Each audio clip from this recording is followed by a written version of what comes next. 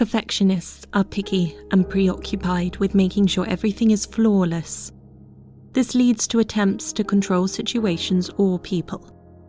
The stress caused by perfectionism leads to feelings of anxiety.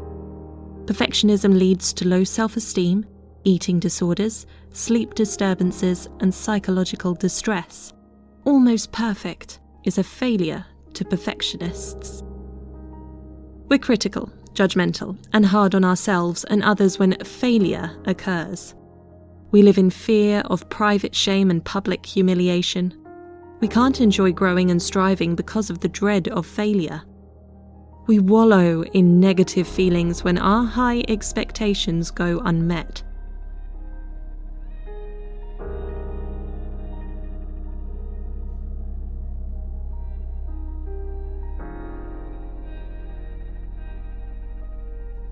Paradoxically, perfectionists are prone to procrastination. That trait is detrimental to productivity. But perfectionism and procrastination go hand in hand. Perfectionists worry so much they become immobilized and fail to do anything at all. Imperfect performance is so painful and scary, we're defensive to constructive criticism. Our own critical nature and rigidity push others away. Perfectionist traits often arise from the psychological wounds of childhood. Repeated trauma involves control by an abuser. Childhood emotional trauma, especially from neglect, means we must prove our worth. Trauma survivors engage in perfectionism as control of one element of their lives.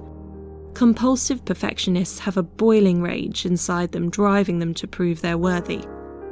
Discovering PTSD and childhood trauma helps reduce the pressure. Self-sabotaging behavior often stems from feelings of anxiety, anger, and worthlessness. Perfectionists don't want to stop compulsion. It makes our lives orderly.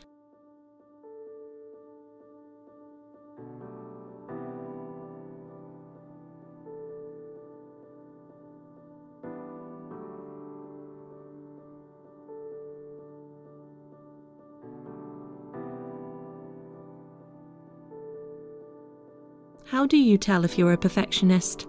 We're perfectionistic in all things. We're an all-or-nothing person. We crave approval. Feedback makes us defensive. We're critical of others. We're a big procrastinator. We're full of guilt. A learning strategy to combat self-paralyzing perfectionism is embracing conscious mediocrity. Perfection is the antithesis of progress. We need to release our work when it's not good enough. To achieve excellence, we start with mediocre.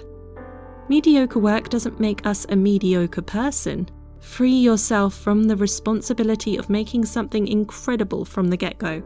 Allow yourself to evolve with it. Let other ideas and experiments influence you.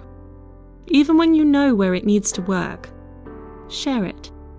Then, moving on to the next step helps us be braver and hold ourselves accountable to create. It's hard to settle for mediocrity when we know it's mediocre. But settle anyway. Then don't stop there. Do it all over again. Make and remake and start over. Try something new and fall on our faces again and again. By sacrificing quality, successive projects improve and we gain new skills. Future achievement grows from adaptive practice. To be prolific and productive, we need to let go. Embraced mediocrity is our new guiding principle.